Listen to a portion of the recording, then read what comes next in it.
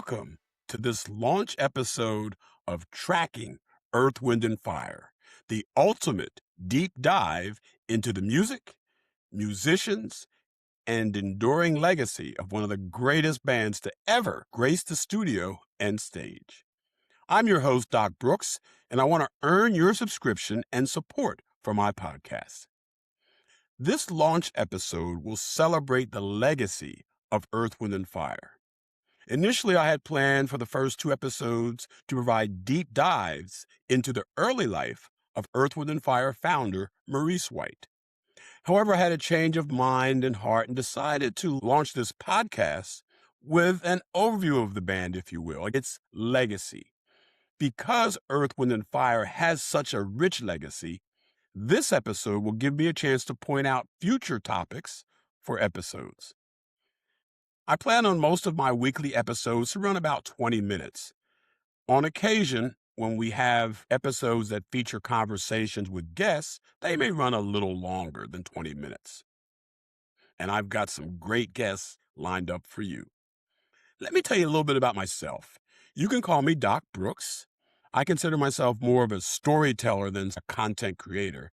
Like many of you, I love Earth, Wind, and Fire and will use my extensive research on the band and my experiences as a fan to guide us through their fascinating social history. I'm a recently retired university professor and administrator and a former DJ and radio air personality.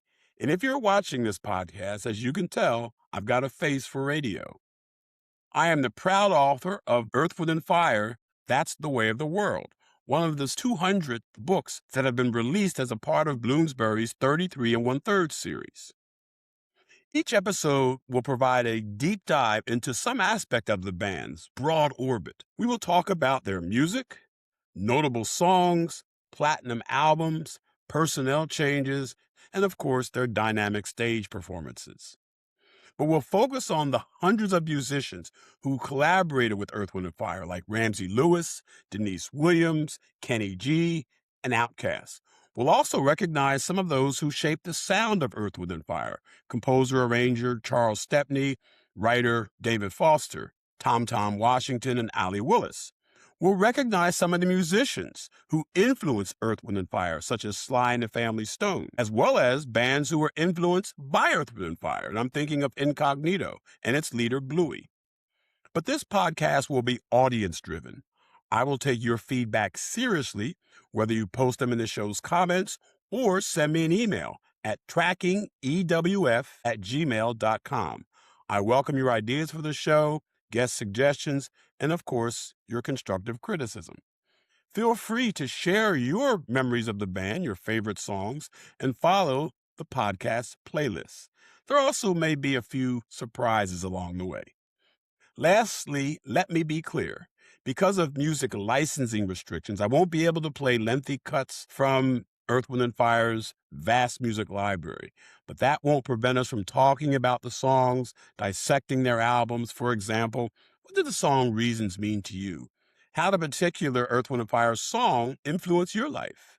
I want to know how the band resonated with you. But we're going to focus on the people around Earth, Wind, and Fire, and that includes you. So let's get started.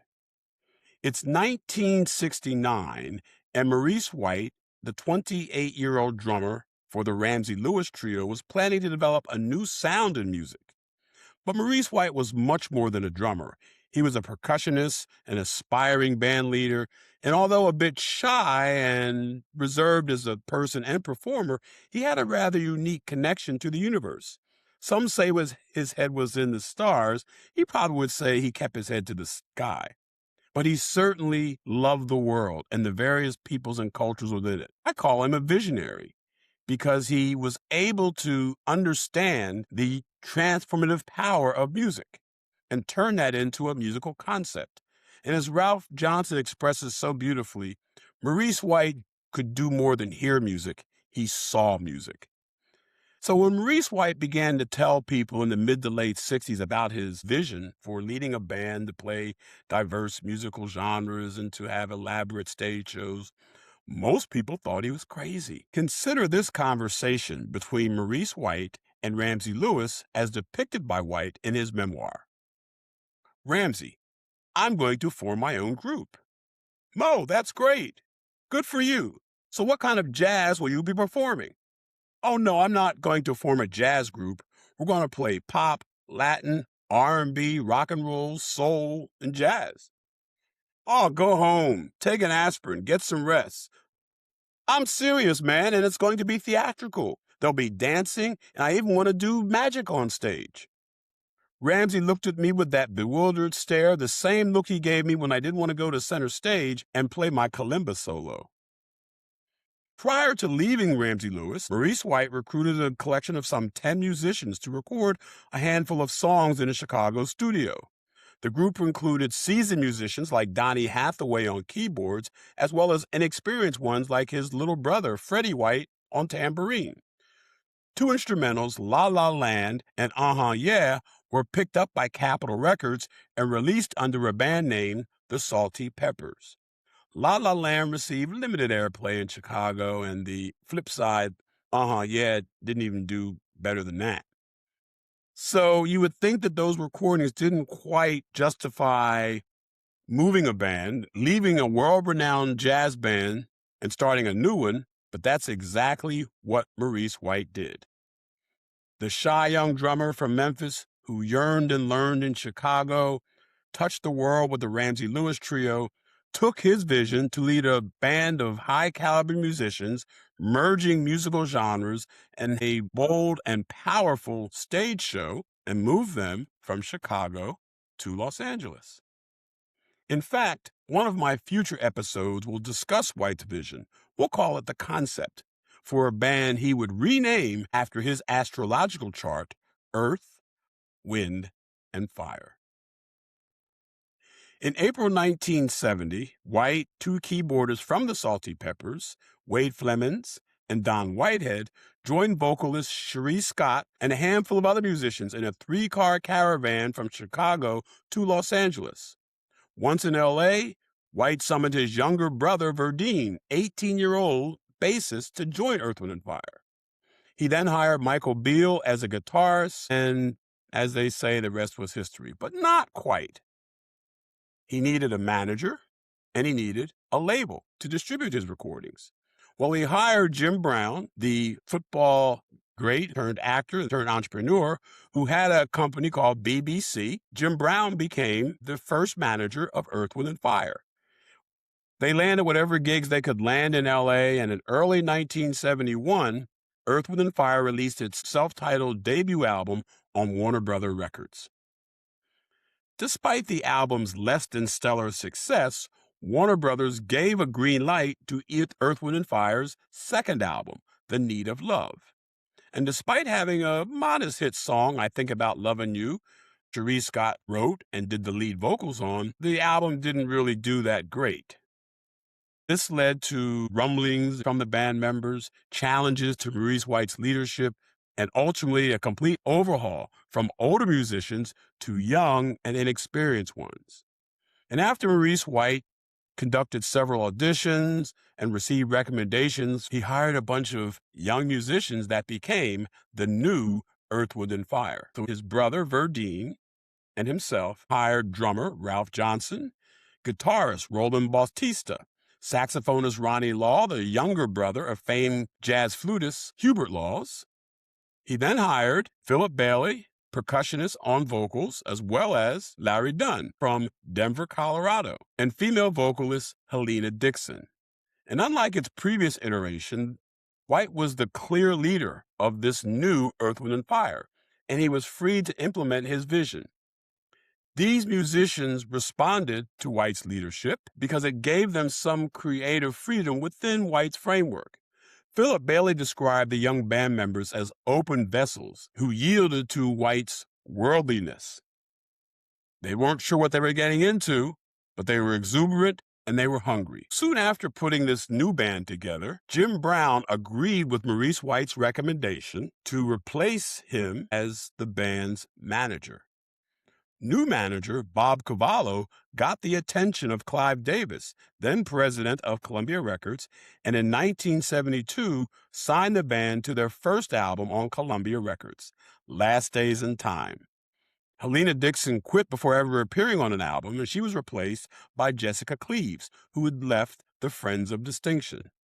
So despite lacking a hit song on any of their first three albums, Earth, Wind & Fire did begin to gain some traction because they were popular on college campuses and on the club circuit. So with this new group, Maurice White was on the verge of leading the band he envisioned. 9 young men became Earth, Wind & Fire core members. Maurice White, percussionist and vocals, the undisputed leader. Verdine White, who provided the energy on stage and bass lines became the heart of Earth, Wind & Fire. Philip Bailey, vocals and percussion, and everyone recognizes his velvety falsetto. Ralph Johnson, the drummer who became the rock of Earth, Wind & Fire. Larry Dunn, I call him the keyboard wizard, who defined many of the textures and moods of Earth, Wind & Fire.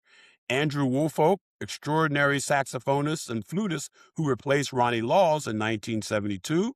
Johnny Graham, the bluesy guitarist who replaced Roland Bautista in 1973 as well. Al McKay, rhythm master guitarist with signature opens to songs like Sing a Song in September. Freddie White, Maurice's little brother, joined the band in late 73, early 74 after playing with Donny Hathaway. Jessica Cleaves left the band in 1973 and joined Parliament Funkadelic. Jessica Cleaves was the last female lead vocalist with Earth, Wind & Fire. In 1975, Maurice White hired a horn section known as the Phoenix Horns, led by saxophonist Don Myrick. He plays so beautiful, don't you agree? Trombonist Louis Satterfeld, who goes back to Maurice White chess days. Earth, Wind & Fire's horn section also included trumpeters Romney Michael Davis and Michael Harris. So between 1970 and 1980, Earth, Wind & Fire released at least one album every year and eventually became the band we've all come to know and love. I've already told you about their debut album, as well as their second album in 1971, The Need of Love. In 1972, the band released Last Days in Time. In 1973, Head to the Sky. 1974, Open Our Eyes. And in 1975, they actually released 2 albums, That's the Way of the World and Gratitude. Followed up in 1976 with Spirit, which was dedicated to Charles Stepney, their composer-arranger who died unexpectedly. Followed up in 1977 by All in All. In 1978, The Best of Earth, Wind & Fire, Volume 1. 1979 saw the release of I Am, and in 1980, Faces. Of course, they would go on to release albums in the early 80s before they went on a short hiatus. And we'll discuss those in all of their albums and some of the important contributions made by the various musicians in later episodes. But let's go back to 1975, because I think that was the watershed year for Earth, Wind & Fire. It was key to their ascendance. I call That's the Way of the World Earth, Wind & Fire's landmark, because it propelled Earth, Wind & Fire onto a national stage that it would not relinquish for the remainder of the decade. Columbia Records' desire for a quick follow-up to That's the Way of the World led to Gratitude, a double album of live recordings, as well as some studio recordings of new songs. Both albums were multi-platinum success. Came on the heels of a December 1974 release between Earth, Wind & Fire and Ramsey Lewis. Sun Goddess was Ramsey Lewis's first album on Columbia Records and went gold, hitting number 13 on the pop charts in early 1975. These successes generated additional opportunities for Maurice White and Earth, Wind & Fire. For instance, Earth, Wind & Fire built a state-of-the-art studio known as the Complex in Beverly Hills. He then launched his own record label, ARC, A-R-C, distributed by Columbia Records, and that label included groups like The Emotions and Denise Williams. Earth, Wind & Fire's concerts and stage performances were like anything else in popular music. They enlisted the services of musician, illusionist Doug Henning and his little-known then assistant, David Copperfield. The band worked with famed choreographer George Faison and Hollywood costume designer Bill Whitten. They also worked with noted photographers Bruce Talamon and Norman Seeff, to name a few. Shusi Nakayoga was the primary visionary behind the band's iconic Egyptian and sci-fi inspired album covers. So in addition to Earth, Wind & Fire's multi-platinum albums, the band earned 7 Grammys, including their Lifetime Achievement Award. They also received 4 American Music Awards, and here are just a few of the other of their many honors. They were inducted into the Rock and Roll Hall of Fame in 1994. They received a star on the Hollywood Walk of Fame in 2000, and they performed in the White House in both 2000 and 2009. This was captivated in 2019 by the prestigious Kennedy Center Honors. And even the failed projects they were a part of could not extinguish Earth, Wind & Fire's flame. A couple of examples. That's the Way of the World was actually the soundtrack of a box office flop produced by Superfly director Sig Shore. And even after appearing in the 1978 film Sgt. Pepper's Lonely Heart Club Band, which was a commercial failure, the band still earned a Grammy for their cover of the Beatles' Got to Get You Into My Life. Another soundtrack, although not a failure by any stretch of the imagination, was between their first and second Warner Brothers album. Director Melvin Van Peebles hired Earth, Wind & Fire to perform the soundtrack on his feature motion picture, Sweet Sweetback's Badass Song. The soundtrack was released in 1971 on legendary Stax Records and was a big hit. It was actually number 12, I believe, on Billboard's R&B album chart. So before closing, here are just a few more elements of Earth, Wind & Fire's legacy that we will explore in future episodes. After Clive Davis signed the band to Columbia Records in 1972, later that year, he brought the band, then little known, to perform at a huge CBS confab of label executives in London. It was a risky move, but the group wowed the audience as well as all the executives in attendance. In the audience was Ringo Starr and George Harrison of the Beatles. Earth, Wind & Fire also performed their iconic hit September at a 1979 UNICEF concert, broadcast worldwide from the UN General Assembly in New York. In addition to Philip Bailey's collaboration with Phil Collins, Maurice White produced songs for Barbra Streisand and Neil Diamond. The Phoenix Horns would go on to become the horn section for Genesis and Phil Collins. And Maurice White then renamed the horn section the Earth, Wind & Fire Horns. Earth, Wind & Fire teamed with producer-arranger David Foster on their hit ballad, After the Love Is Gone. Foster co-wrote the song with Jay Graydon and Chicago band member Bill Champlin. And this partnership paved the way for several successful tours with Chicago. Foster also went on to work with Earth, Wind & Fire on their I Am album, along with people like Ollie Willis and the great hit Boogie Wonderland. Earth, Wind & Fire's legacy continues to this day as 3 of the founding members, Verdine White, Ralph Johnson, and Philip Bailey, continue to perform. And I'm sure you've heard about the recently released documentary by film director and Roots drummer Amir Questlove Thompson, Earth, Wind & Fire, To Be Celestial versus The Weight of the World. Now that's a musical legacy worthy of a deep dive, don't you think? You know, it's been said that an Earth, Wind & Fire song is played every 90 seconds somewhere around the world. Thank you for listening to the launch episode of Tracking Earth, Wind & Fire. Next episode, we'll begin our deep dive into the early musical childhood of Maurice White. Until then, keep your head to the sky.